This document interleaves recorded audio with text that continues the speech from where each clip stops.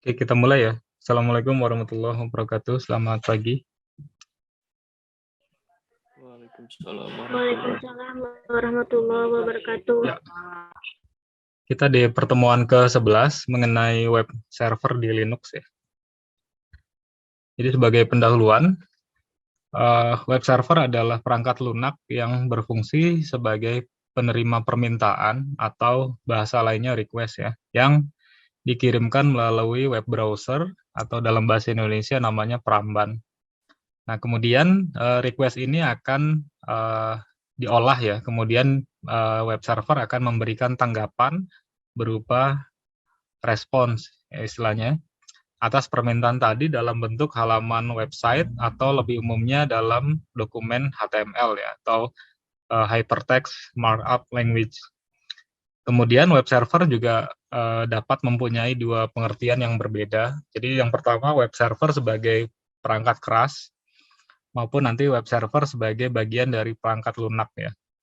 Nah, untuk web server yang kita rujuk sebagai perangkat keras atau hardware, nanti web server akan digunakan untuk menyimpan semua data ya terkait dengan website yang akan kita publish gitu ya.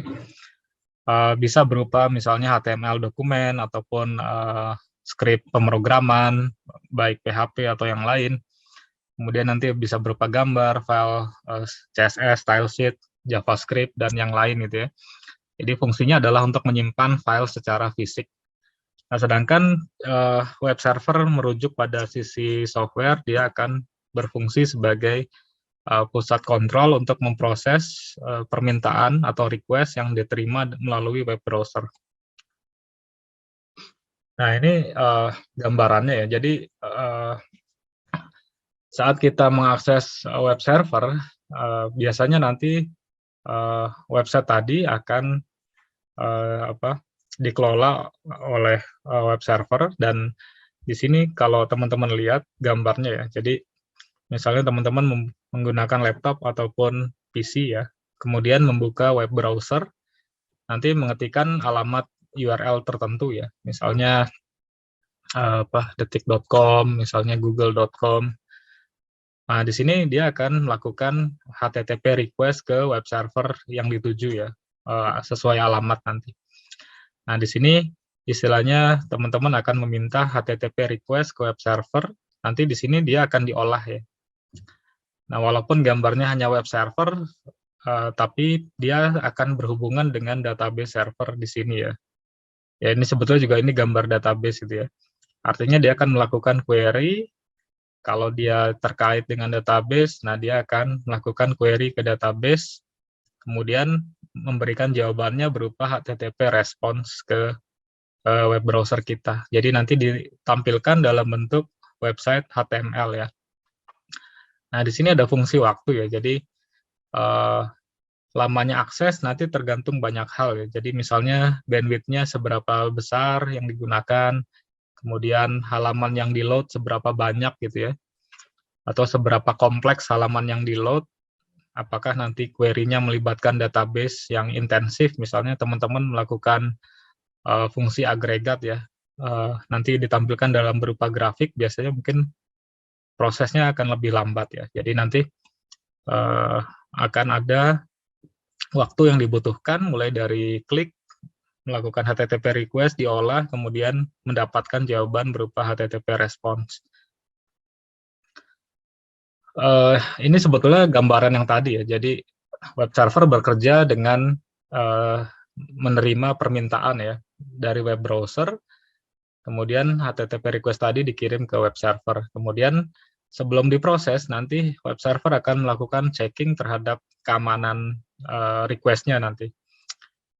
Hal ini untuk menghindari adanya request yang tidak lazim ya. Misalnya teman-teman akan melakukan SQL injection gitu ya terhadap sebuah halaman login, maka nanti biasanya si web server akan memfilter serangan tadi ya. Jadi nanti dia bisa tahu tuh kalau kita konfigurasi ya. Jadi hal-hal yang terkait keamanan nanti bisa di-drop terlebih dahulu atau difilter melalui web server.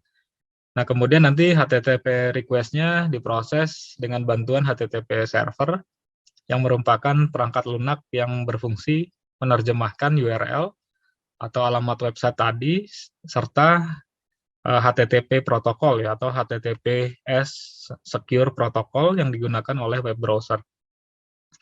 Nanti web server akan mengirimkan jawaban berupa HTTP respon ke browser tadi ya dan memprosesnya menjadi halaman website atau halaman HTML ya. Nah, nanti pada saat web server menerima HTTP request dari web browser, maka jika diperlukan web server akan mengirimkan query ke database. Jadi kalau website sekarang pasti dia akan hampir pasti mengirimkan query ke database ya, karena tidak mungkin semua data disimpan dalam wujud fisik file, maka biasanya akan disimpan dalam bentuk lain ke dalam bentuk yang terstruktur ya, database. Nah, fungsi web server, jadi yang pertama ada sebagai komunikasi penghubung dengan situs website, dan juga dia memproses HTTP request yang dikirimkan melalui web browser tadi ya. Kemudian web server juga dia harus memastikan semua modul yang dibutuhkan tersedia dan siap digunakan. Jadi di web server nanti banyak modul ya, misalnya ada modul untuk SSL, modul untuk read-write halaman gitu ya, URL dan sebagainya. Nanti biasanya nanti yang diaktifkan hanya yang dipakai ya. Kalau yang tidak dipakai nanti modulnya kita bisa disable untuk mempercepat kinerja web server. Kemudian membersihkan penyimpanan, termasuk case nanti, dan modul yang tidak terpakai. Selanjutnya melakukan pemeriksaan keamanan ya terhadap HTTP request, tadi sudah dijelaskan. Dia akan checking apakah ada ancaman serangan ya terhadap HTTP request ya. Misal tadi SQL injection, kemudian cross-site scripting, dan sebagainya ya. Kemudian dia juga berfungsi sebagai proxy server. Jadi proxy ini nanti dia sebagai gateway ya di tengah gitu ya. Sebelum mencapai web server biasanya harus melalui proxy server. Yang terakhir misalnya fungsinya sebagai load balancer. Jadi kalau teman-teman punya nanti 3 web server, nah nanti untuk membagi beban kerja 3 web server tadi dibutuhkan 1 load balancer. Nah dia nanti akan membagi ke server mana request itu akan diteruskan. Oke, kita lanjut dengan fungsi yang pertama tadi ya, sebagai proxy server. Jadi proxy adalah sebuah server yang menyediakan layanan untuk meneruskan paket permintaan komputer dari user kepada server atau dari internet ya. Dengan kata lain, proxy itu sebuah program yang berfungsi sebagai penghubung antara komputer user dan internet ya. Jadi dia ada di tengah tuh. Nah, peran proxy dalam jaringan komputer ini penting ya, karena dia bisa melakukan blocking atau filter terhadap website tertentu. Atau juga bisa menyembunyikan alamat IP address nanti ya. Jadi kalau teman-teman punya web server, punya IP address, maka di depan web server dipasang proxy. Nah, orang akan mengakses proxy-nya gitu ya, alamat IP-nya proxy, tapi dia tidak perlu tahu alamat IP address dari web servernya. Nah, fungsi proxy yang lain dia sebagai connection sharing ya, jadi dia bertindak sebagai gateway atau pembatas antara jaringan lokal dan jaringan luar atau internet. Kemudian sebagai filtering tadi ya, dia bisa memfilter layaknya sebagai firewall. Jadi dia bisa melindungi jaringan lokal dari gangguan yang berasal dari jaringan internet ya. Jadi ibaratnya dia yang diumpankan ke user ya. Jadi user yang akan menghubungi proxy, kemudian nanti proxy yang akan meneruskan paket atau request-nya tadi ya. Sama fungsi caching ya. Jadi dia bisa menyimpan halaman web tertentu yang sering diakses sehingga nanti request selanjutnya bisa dapat di-load lebih cepat oleh user ya. Jadi fungsinya itu. Nah, ini ilustrasi dari proxy tadi. Jadi kalau teman-teman punya server website gitu ya, web server. Nah, sebelum dia diakses oleh user, maka kita taruh proxy server di sini. Nah, sebetulnya proxy server ini adalah web server juga gitu, tapi kita fungsikan dia khusus sebagai proxy server. Nah, di sini nanti koneksinya kita bisa atur, yang bisa lewat misalnya hanya protokol ini ya, misalnya FTP, HTTPS, HTTP, ataupun SSH gitu ya. Kemudian di sini kan dia punya IP, di sini punya IP ya. Nah, user hanya tahu IP-nya proxy gitu. Padahal dia sedang mengakses nanti website yang ini gitu. Nah, dia tidak perlu tahu. Makanya nanti ada fungsi NAT ya, Network Address Translator itu. Jadi user tidak perlu tahu alamat ini, tapi hanya cukup tahu alamat yang di sini gitu ya. Nah, kalau di sini dihack, diacak-acak ya nggak masalah ya, karena di sini tetap aman gitu. Nah, jenis web server kebetulan ada banyak ya, cuma saya tampilkan yang umum ya. Jadi misalnya ada Apache, kemudian ada Tomcat, ada Nginx, kemudian ada Microsoft IIS, Internet Information Services, ada Zeus, ada Sun Java System, ada Lightspeed Web Server, ada Glassfish gitu ya. Jadi misalnya kalau teman-teman Java, nanti ada Tomcat, ada Sun Java System, sama Glassfish gitu ya. Kalau nanti programmingnya Apache, PHP, nanti bisa pakai Apache atau Nginx gitu ya, atau Lightspeed. Jadi nanti tergantung bahasa pemrograman yang digunakan, teman-teman bisa pilih web servernya ya. Nah, ini perbandingan 4 web server ya. Jadi ada misalnya Apache, dia pengaturannya, config-nya nanti lebih mudah, kemudian dia open source, komunitasnya besar, panduannya banyak gitu ya. Jadi ini yang nanti kita coba untuk praktikum. Kemudian nanti ada Nginx. Nginx itu web server yang ringan ya. Kemudian fiturnya banyak dan stabil dan performa tinggi gitu. Jadi di website yang trafficnya tinggi, misalnya detik.com ya, ataupun kompas.com, Tokopedia, itu di belakangnya ada Nginx ya. Jadi kalau teman-teman perhatikan ya, kalau load trafficnya tinggi dan dia error, biasanya ada tulisan Nginx ya, baik itu nanti errornya 500 ataupun 504 ya, gateway timeout biasanya. Kalau yang IIS ini hanya untuk Windows ya, tidak jalan di Linux, dan biasanya dia nanti akan optimalnya dalam bahasa pemrograman ASP atau ASP.NET. Yang Lightspeed tadi, dia juga punya fungsi pencegahan ya terkait serangan DDoS, Distributed Denial of Services. Kemudian dia kompatibel dengan HT Access. Jadi nanti yang akan kita pelajari ya Apache dan Nginx ya ke depan. Nah, ini market share-nya. Apache masih menempati posisi pertama ya dalam market share, tapi kalau dilihat grafiknya ini, sekarang dia turun ya. Dia pernah hampir menguasai 70% ya, 70% market share. Kemudian dia sekarang turun ya di kisaran 28-an ya, 28% gitu ya. Sementara Nginx kalau dilihat sekarang 26%, tapi kalau dilihat grafiknya ini dia meningkat kan, yang warna hijau ya. Jadi sekarang banyak orang beralih dari Apache ke Nginx gitu. Nah, kemudian web server sebagai hardware tadi fungsinya adalah untuk menyimpan skrip pemrograman ya, ya apapun lah, nggak harus PHP gitu. Gambar, file web, CSS, JavaScript nanti dia simpan di sini. Kemudian nanti web server juga dapat diakses oleh seluruh user ya yang mempunyai koneksi internet. Artinya nanti dia punya IP terkoneksi ya ke IP publik nanti ya. Ataupun dia tetap IP lokal, nanti di NAT di firewall-nya menjadi IP publik, itu juga bisa ya. Jadi IP-nya hanya satu, nanti diaturnya di firewall-nya gitu. Itu juga oke. Nah, kemudian teman-teman bisa deploy web server fisik di tempatnya sendiri ya, atau nanti kalau kerja di ruang servernya atau data centernya, itu yang kita namakan nanti on-premise ya. Di on-premises, jadi di-deploy di tempat kita, ataupun kita bisa sewa ya, berupa misalnya layanan cloud, baik berupa web hosting yang share, maupun yang virtual private server ya, VPS.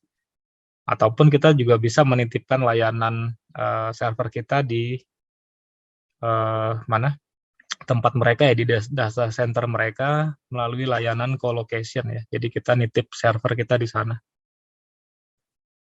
Nah, ini web server bundling ya. Jadi sebagai web caching dia ada beberapa jenis ya. Misalnya ada Squid, ada Polypo, ada Traffic server. Kemudian nanti sebagai web server teman-teman bisa pilih ada Apache, ada Nginx, ada Lite HTTP. Untuk scriptingnya dia bisa PHP, Perl, kemudian Python. Database-nya dia bisa MariaDB, MySQL, Drizzle, Postgre gitu ya. Jadi ini bundling teknologi ya, stack teknologinya. Kemudian di sini ada hardware-nya, ada CPU, RAM, networking. Nah di sini ada storage ya. Ada storage biasanya nanti di server ya. Jadi nanti ada SATA, ada SAS, ada RAID, ya, ada iSCSI, ada NAS. Jadi biasanya sih mungkin nanti yang idealnya bisa di NAS ya, Network Attached Storage gitu ya. Sekarang mungkin yang lebih cepat di SSD gitu ya, ataupun kalau NVMe saya belum lihat ya di server ya, tapi kalau yang SSD ya harusnya sudah ke sana gitu ya. Baru nanti di write. Nah, di sini kalau teman-teman lihat ya, jadi ada customer, dia melakukan request, nanti ada response, tergantung teknologi yang dipilih ya. Tapi nanti juga ada penyerang ya, attacker atau cracker gitu ya, dia melakukan request, tapi requestnya berbahaya gitu ya. Jadi dia melakukan attack, kemudian dia mengharapkan respons dari attack tadi. Bahayanya kalau errornya kebuka gitu ya, nanti dia bisa tahu tuh. Makanya kalau production biasanya errornya kita hide ya. Jadi kecuali kita mau debug, ada di website kita errornya kita tampilin gitu. Tapi kalau sudah production biasanya error lognya nanti kita sembunyikan ya, agar attacker tadi tidak dapat clue gitu ya. Misalnya kita simpen filenya di mana, errornya di bagian mana, di line berapa. Nanti dia bisa eksploitasi dari sana error. Oke. Nah, kemudian kita kenal dalam satu mesin itu bisa diinstal beberapa web server ya. Dengan catatan tadi portnya berbeda. Jadi di web server nanti ada bagian namanya listen ya, mendengarkan gitu. Jadi misalnya dalam satu mesin saya akan install Nginx, Apache, sama Tomcat. Nah ini bisa diinstal dalam satu mesin dengan catatan portnya beda. Jadi misalnya Nginx akan listen di port 80, Apache akan listen di 8080, Tomcat akan listennya di 8888 gitu ya. Nah saat mengakses nanti teman-teman perlu tambahkan portnya ya, kecuali yang 80 nih. 80 kan dia defaultnya 80 ya. Jadi boleh diketik, boleh tidak. Tapi yang 8080 ini harus diketik seperti ini ya. Jadi alamat IP-nya *2 8080 ataupun alamat IP-nya *2 8888 gitu ya. Jadi saat dipanggil di web browser cara manggilnya seperti itu. Nanti bisa juga Apache-nya sebagai web server, kemudian sebagai proxy servernya Nginx gitu. Jadi nanti user akan mengakses alamat 80, kemudian dia ditranslate ya, di NAT ke port 8080 gitu. Itu juga bisa. Dan itu hal yang umum ya. Jadi nanti yang dihack misalnya ya yang Nginx-nya ya. Jadi Apache-nya tetap aman gitu. Nah, ini daftar kode status ya. Jadi HTTP itu punya respon status yang dipisahkan menjadi 5 kelas atau kategori. Nah, digit pertama biasanya nanti ada artinya ya. Jadi digit kalau yang pertamanya 1 dia berupa respon informasi. Artinya permintaan request-nya diterima dan dilanjutkan proses selanjutnya. Kalau responnya 2 artinya sukses ya. Jadi permintaan berhasil diterima, dipahami, dan nanti bisa diproses hasilnya. Kalau 3 biasanya responnya berupa pengalihan ya, redirect. Artinya perlu tindakan lain yang perlu diambil atas permintaan request gitu ya. Biasanya dia redirect kemana gitu. Kalau 4 itu biasanya namanya client error ya. Jadi permintaannya berisi sintaks yang salah atau buruk ya, dan tidak dapat dipenuhi. Tapi di sisi klien, kalau errornya 5, itu artinya yang error servernya. Jadi server gagal memenuhi permintaan, atau istilahnya servernya mengalami galat ya, galat. Jadi bahasa Indonesia error tuh galat gitu.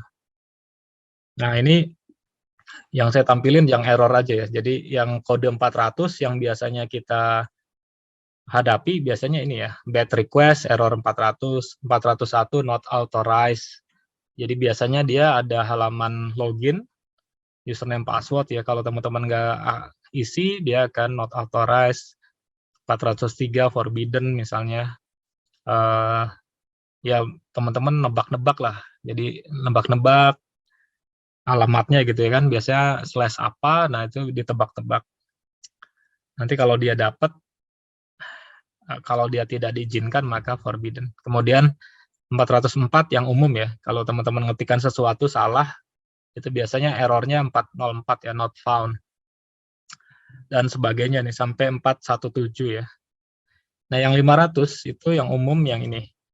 500 internal server error ya, artinya memang servernya nggak bisa memenuhi permintaan ya. Kemudian 502 itu biasanya juga sama. 503 ini service unavailable atau 504 gateway timeout ya. Jadi biasanya kalau servisnya diserang bertubi-tubi ya misalnya gitu di DOS, errornya itu nanti bisa 503 service unavailable karena biasanya memorinya penuh gitu ya, karena servisnya bertubi-tubi, atau yang 504 ya, gateway-nya timeout gitu. Jadi kita request tapi kelamaan jawabnya itu, jadi dia timeout gateway-nya.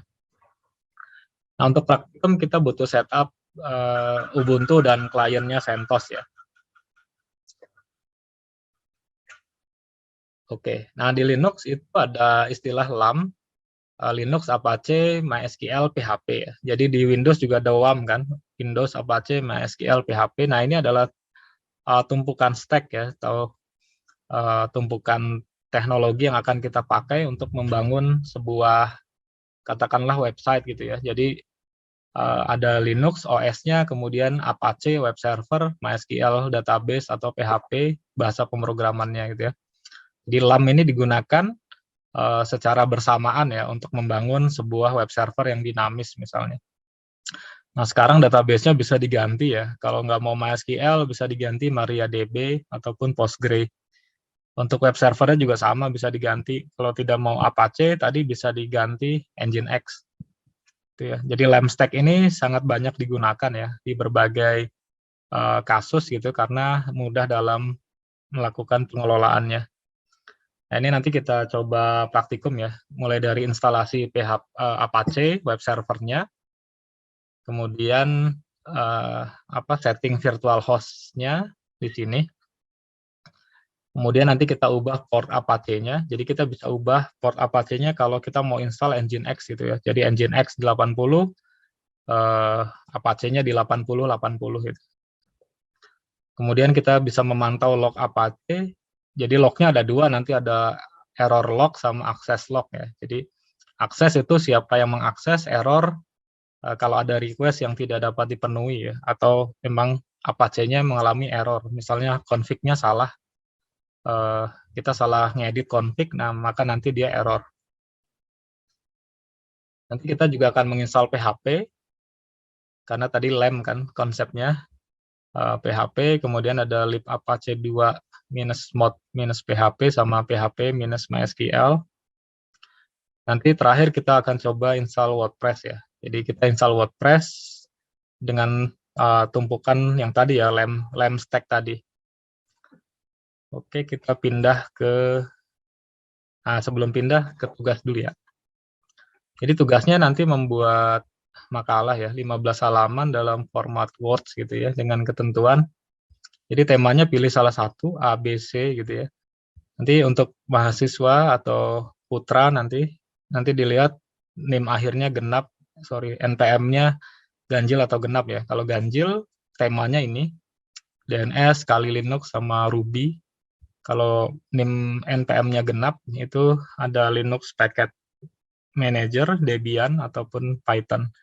Yang mahasiswi, kalau ganjil, ada Office, ada web browser, sama pemrograman Perl. Kemudian genap, itu ada mail client, antivirus, sama pemrograman Java ya. Jadi nanti pilih salah satu sesuai jenis kelamin dan nomor NPM akhirnya ya, ganjil atau genap.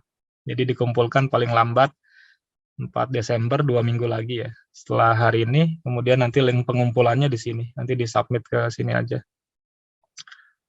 Kalau nggak salah 15% ya komponen tugas gitu. Jadi ya nanti tolong dikerjakan. Oke, kita masuk Ubuntu, kita buka terminal, kita besarkan layar ya, biasa. Oke, kita cek koneksi ke internet apa tidak. Sorry, kita ping ya, ping. Oke, dia koneksi, kemudian biasa ya, sudo apt update, kita update repository.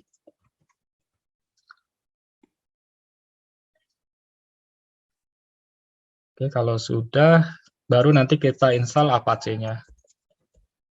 Sudo, mungkin saya besarkan lagi ya, sudo apt install Apache 2 sama Apache 2 strip utils ya, utility-nya. Oke, dia akan menginstal. Sambil nunggu install, nanti kita buka browser ya. Jadi setelah install, teman-teman buka browser, web browser maksudnya. Nah, di sini ketikkan localhost ya. Nah, jadi setelah install Apache, teman-teman bisa lihat di web browsernya, ketikkan localhost, maka akan ditampilkan ini ya, Apache 2 Ubuntu default page ya. Nah, lokasi file ini di mana? Lokasinya di sini ya. Jadi this file located in at ya sini ya, /var/www/html. Nah, dia adalah index.html ya. Jadi nanti kita bisa remove file ini gitu. Oke. Oke, selanjutnya ya kan sebetulnya kalau di production teman-teman perlu cek ya, sudo firewall-nya maksudnya ufw app list gitu ya. Nah, jadi kemudian sudo gitu, ufw allow kalau belum ya, izinkan in Apache misalnya. Baru nanti kita lihat statusnya ya. Kalau yang case ini statusnya masih inaktif ya, tidak aktif karena kita lagi praktikum ya. Kalau aktif dia nanti kadang suka ngeblok ya, kecuali memang kita tambahkan. Nah, ini statusnya inaktif gitu ya. Oke, jadi setelah install nanti pastikan kalau di production firewall-nya di setting ya. Kita tambahkan, baru nanti kita aktifkan lagi UFW-nya, firewall-nya. Ya, yang selanjutnya kita buat virtual host namanya. Jadi kita masuk ke cd var www.html ya, sini. Oke. Nah, di sini kita bikin sudo mkdir, misalnya stemic IP gitu ya, stemic IP. Kenapa pakai sudo? Karena di sini punyanya root ya, gitu ya. Di HTML itu dia kepunyaannya root gitu. Makanya saya pakai kata sudo ya. Kalau tidak pakai kata sudo, error nanti. Nah, kemudian kita bikin sudo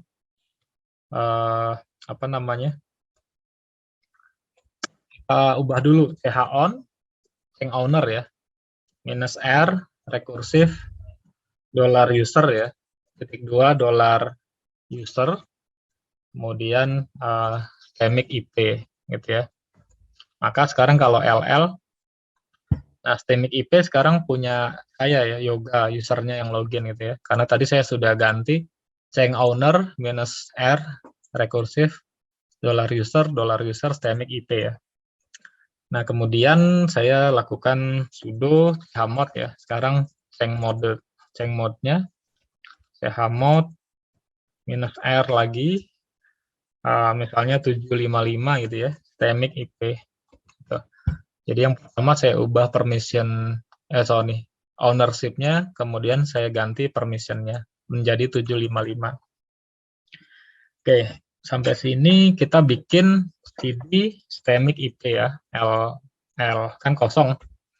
Nah, kita akan buat satu file nano, misalnya index.html ya.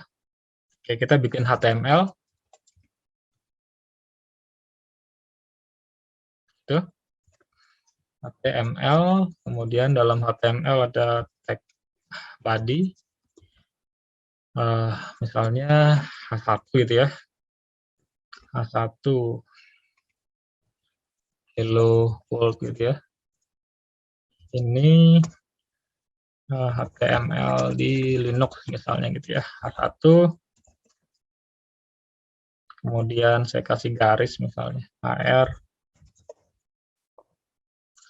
kemudian misalnya H2 gitu ya. Ini adalah virtual directory di Apache misalnya. Kemudian ini H2 aja deh. Oke, yang ininya H2 ya. Oke, baru kita tutup dengan body. Gitu. Oke. Nah, saya bikin file HTML sederhana misalnya ini ya. Baru ini kita save, yes.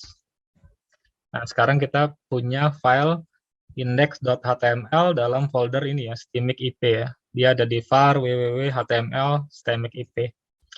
Nah, sekarang kita akan buat virtual directory. Dia adanya di cd, kita pergi ke sana, etc apache 2, kemudian ada sites available. Oke. Nah, di sini ada dua ya, ada 000 minus default.conf sama default minus ssl.conf ya. Karena kita tidak pakai SSL-nya, maka kita hanya edit yang ini ya. Maka di sini sudo nano 00 itu ya, default.conf. Nah, di sini kita ganti nih. Yang kita ganti apa? Dokumen root-nya ya. Dokumen root itu lokasi root dokumen yang akan kita tuju. Nah, kan default-nya tadi dia ada di var www.html. Nah, kita tambah stemic IP ya, karena tadi kita bikin folder dalam stemic IP gitu ya. Jadi sekarang dokumen root-nya pindah ke sana. Yang lainnya saya nggak ubah, cuma itu aja dokumen root-nya. Kemudian kita simpan, Ctrl X, Y, Enter. Nah, kemudian kita restart ya, sudo system ctl restart Apache ya, Apache 2. Nah, sekarang kalau saya reload, nah halaman localhost-nya sekarang jadi ini ya, localhost hello world, ini HTML di Linux gitu ya. Kemudian garis HR tadi, ini adalah virtual directory di Apache. Oke. Karena lokasinya sudah saya pindahkan dari HTML ke stemic IP gitu ya. Maka yang tampil adalah yang ini. Oke, itu yang kita namakan virtual host ya. Nah, di Apache kita bisa ubah portnya ya. Kan tadi saya bilang ada port. Defaultnya ini adalah 80 ya. Kalau 80 tidak perlu diketikkan *280 karena akan sama. Nah, sekarang saya ganti portnya. Nah, di situ ada di /etc/apache 2 itu ada file namanya ports.conf ya. Nah, teman-teman bisa ganti portnya dari sini, sudo nano ports.conf. Nah, di situ ada kata listen 80, artinya dia akan mendengarkan di port 80. Cara ubahnya ya ini tinggal kita remark gitu ya. Aslinya kita ketikkan yang di bawahnya misalnya listen 80 gitu ya. Baru ini Ctrl X, Y, Enter. Sama yang tadi, file yang ini harus kita ubah juga nih, yang default.conf ya. cd sites available, baru sudo nano 00 yang tadi ya. Oke. Nah, ini kita ganti virtual host bintang titik 2 80. Ini kita ganti 80 80 gitu. Ctrl X, Y, enter. Baru kita restart ya. Sudo yang sistem CTL restart Apache 2. Oke. Nah, sekarang kalau saya reload sini, dia akan error nih, unable to connect ya. Kenapa? Karena portnya sudah beda. Jadi portnya yang baru adalah 8080, enter. Nah, jadi sekarang saya punya port 8080 gitu ya. Ini. Oke. Oke, kemudian kita bisa pantau lognya. Oke, saya buka tab baru ya di sini. Saya bikin tab baru. Oke, saya besarkan. Jadi log itu ada di var var log Apache ya, Apache 2. Oke, jadi log itu ada access.log sama error.log ya. Nah, kita bisa panggil dia sudo dengan fungsi tail ya. Tail itu melihat dari bawah gitu ya. Tail kan ekor minus F apa namanya? access.log ya. Masukkan password. Oke, ini ya. Jadi ini kalau saya saya kasih pembatas, kemudian saya balik ke browser ya. Ini kalau saya apa namanya? jalankan, maka dia akan bertambah tuh lognya tuh. Jadi ada akses dari 127.0.0.1 ya. Artinya dari localhost kan. Nah, kalau dari tempat lain gimana? Jadi saya pindah ke saya pindah ke CentOS. Oke. Nah, ini kan alamat IP-nya tadi 192.168.204 ya. Titik 2 80 gitu. Oke. Jadi saya bisa akses dengan alamat ini ya, 192, alamat IP server Ubuntu ya. Jadi 192.168.204.2.80.80. Maka nanti kalau saya balik lagi ke Ubuntu, nah teman-teman bisa lihat tuh, ada akses dari IP 192.168.200.234 gitu ya. Oke, nih saya kasih jeda lagi. Kalau saya balik ke CentOS lagi, saya refresh, oke, maka dia akan ditulis lagi lognya gitu ya. Caranya seperti itu. Kalau request-nya error, misalnya saya tambahin yang macam-macam gitu ya, hal gitu, enter, kan error tuh, kan error 404 kan, URL was not found gitu. Maka nanti di sini kan nggak ada nih, tapi teman-teman bisa pantau tuh di error.log ya. Jadi nanti kita pantaunya di error.log gitu ya. Sorry. Nah, nanti kita bisa pantau juga di sini gitu ya. Oke, jadi lognya tadi ada itu yang bisa dipantau. Ini ya, access.log sama error.log gitu ya. Jadi biasanya nanti kalau jadi administrator akan sering-sering melihat yang ini ya, access.log. Karena nanti bisa tahu dari mana saja web servernya diakses gitu ya. Oke, itu memantau log Apache. Kemudian kita akan menginstal PHP ya. Jadi kan kita butuh tag PHP. Oke, saya pindah ke home dulu. Oke, kita install ya, sudo apt install PHP, kemudian lib apt2 mod PHP gitu ya, saya butuh itu, dan PHP minus MySQL, karena kita akan koneksikan PHP-nya ke MySQL, jadi kita butuh paket ini karena dia ke Apache, dan PHP-nya itu sendiri, enter. Oke, kita akan install dia, enter, Y. Oke. Nah, yang diinstal tuh PHP-nya versi 7.4 ya.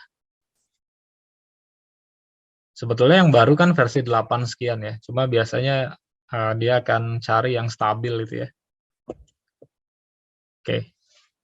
Setelah install PHP, teman-teman bisa cek PHP-V ya, atau version.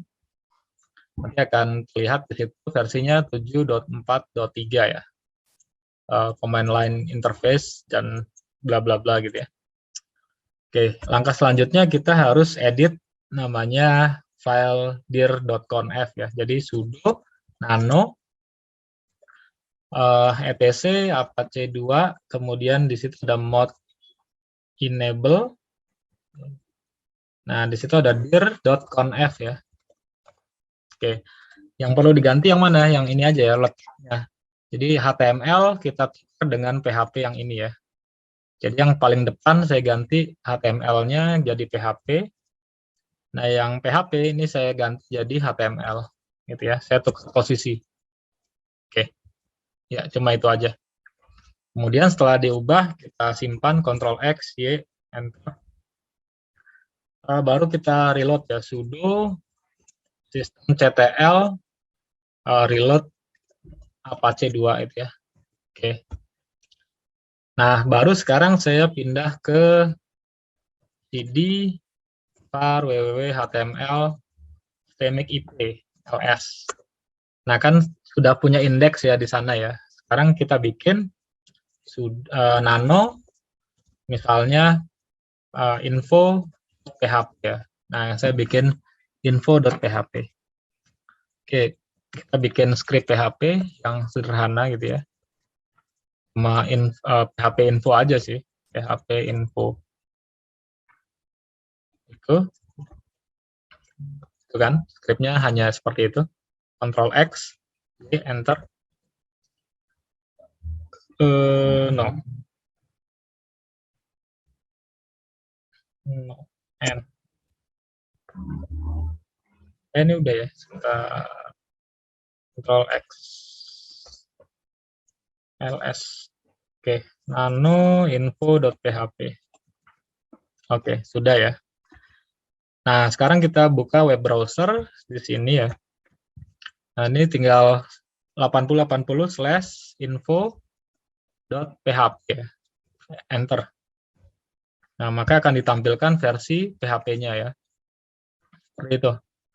Di 743 ya. Jadi kita bikin di sini ya tadi ls.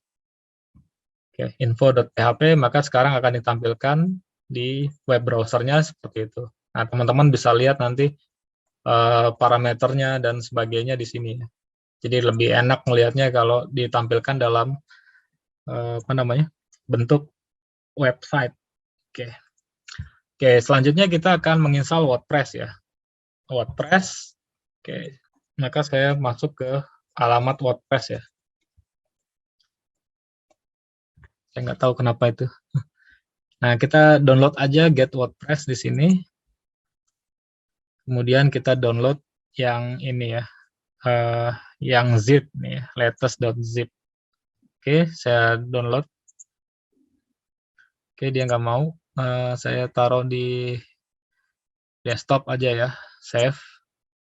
Oke. Oke, jadi dia sudah tersimpan, belum ya, sedang download ya, 15,7 mega. Oke, downloadnya selesai. Nah, ini saya copy ya, sudo cp wordpress var www.html. Oke, saya clear dulu.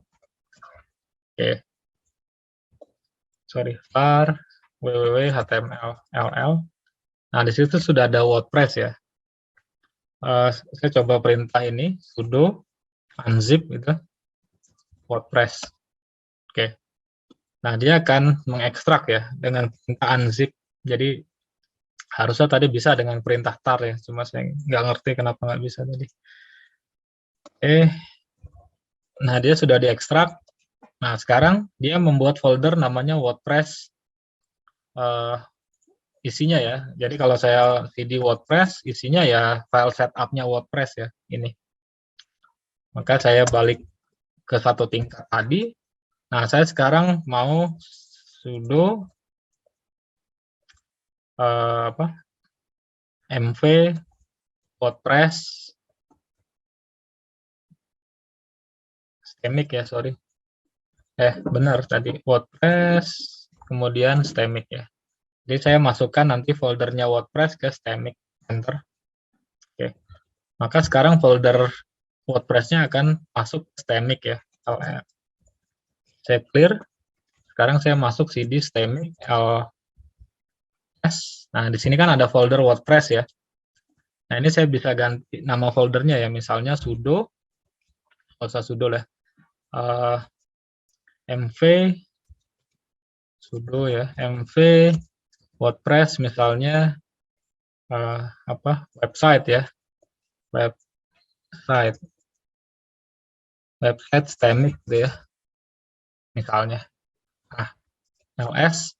Nah, sekarang nama foldernya adalah website Stemic. Kemudian nanti kita ganti ya. Namanya change owner dulu, chown sudo chown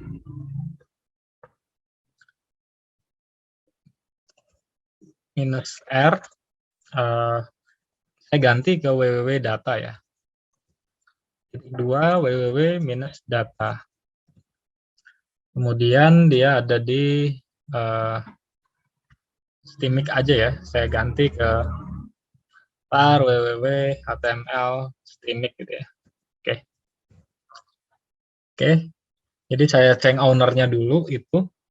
Kemudian nah saya config sekarang sudo, masuk ke config apache-nya ya, sudo etc/apache 2 site available ya. Saya masuk ke sana.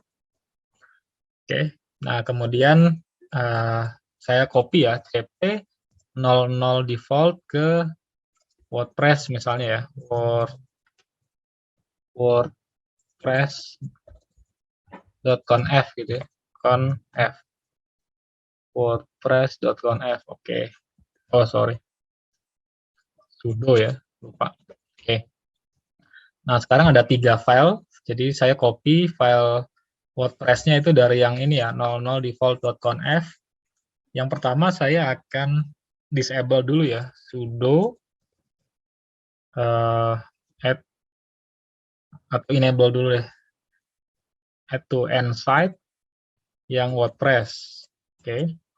Kemudian saya akan disable yang 00, add to this ya, add to this site yang 00 gitu ya.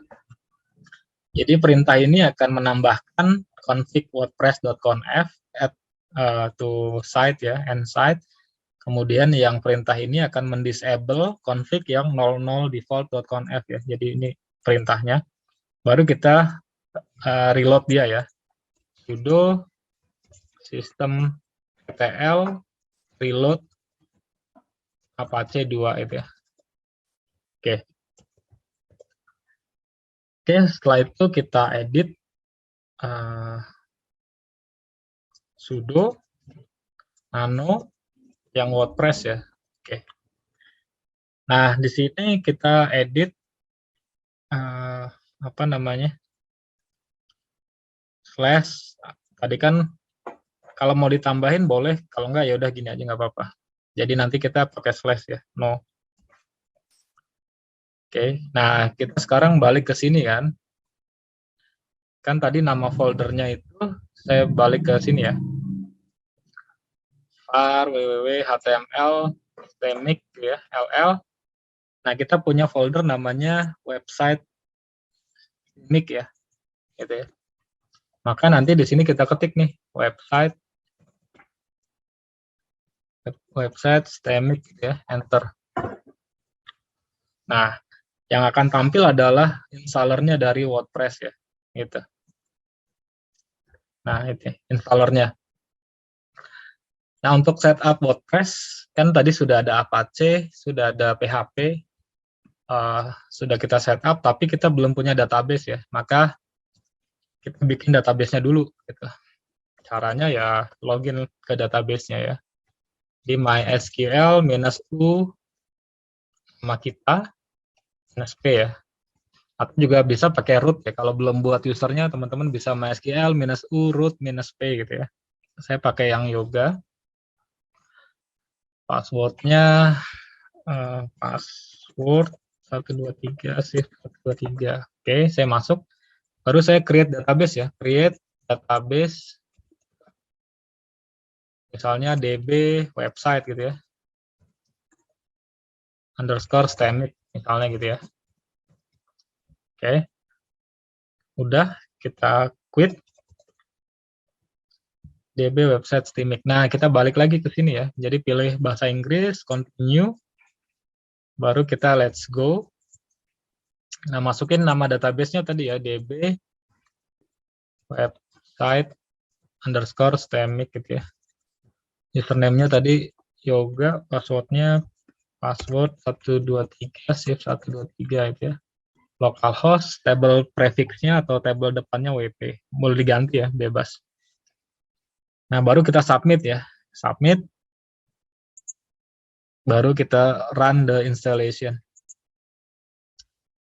Oke, sudah jadi.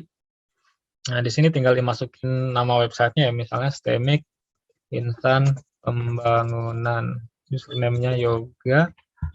Passwordnya jangan susah-susah. Misalnya Tagor 123 gitu ya. Nah, emailnya yoga.prihasomo@gmail.com.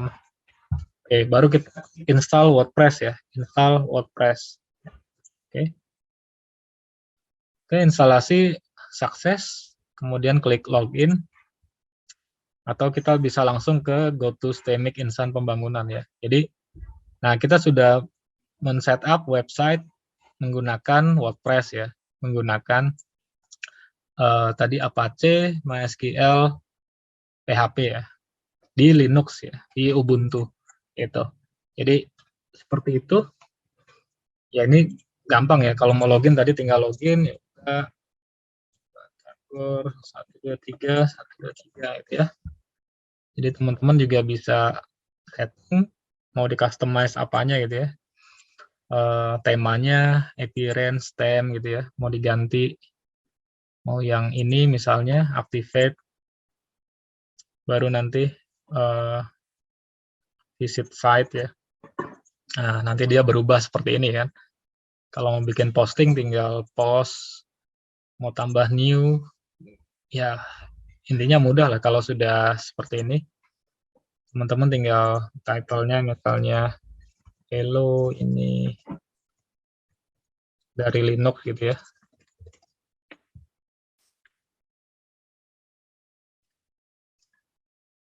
Yes, ini Linux. WordPress gitu ya. Terus klik publish. Publish. Kemudian di sini akan tampil yang kita ketik kan. Nah, ini dia. Hello ini dari Linux gitu ya. Jadi semudah itu tadi menginstal. Kalau tidak ingin WordPress ya bisa ganti yang lain ya, Drupal gitu ya. Drupal.org. Ya, teman-teman juga bisa bikin website dengan yang lainnya atau istilahnya dengan CMS lain, Drupal misalnya ya. Nah, teman-teman bisa download kemudian lakukan hal yang sama seperti tadi itu. Jadi seperti itu ya. Jadi kalau tidak ingin pakai WordPress bisa pakai yang lain ya, menggunakan Drupal gitu. Oke. Mungkin yang terakhir saya demokan ini ya, 2 web server dalam satu mesin ya. Ini kan Apache. Jadi saya akan install Nginx ya. Sudo, saya pindah ke home dulu ya. Sudo home yoga. Saya clear. Oke. Nah, sekarang saya akan install Nginx ya. Sudo apt install Nginx. Enter. Oke, saya install Nginx.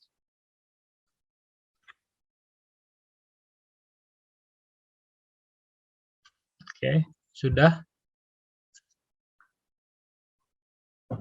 Oke. Nah, di sini kita lihat ya, sudo sistem ctl status Nginx. Oke, dia aktif ya. Dia aktif var www.html.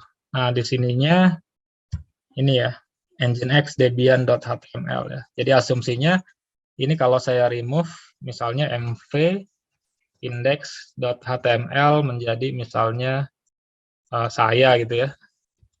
HTML gitu ya.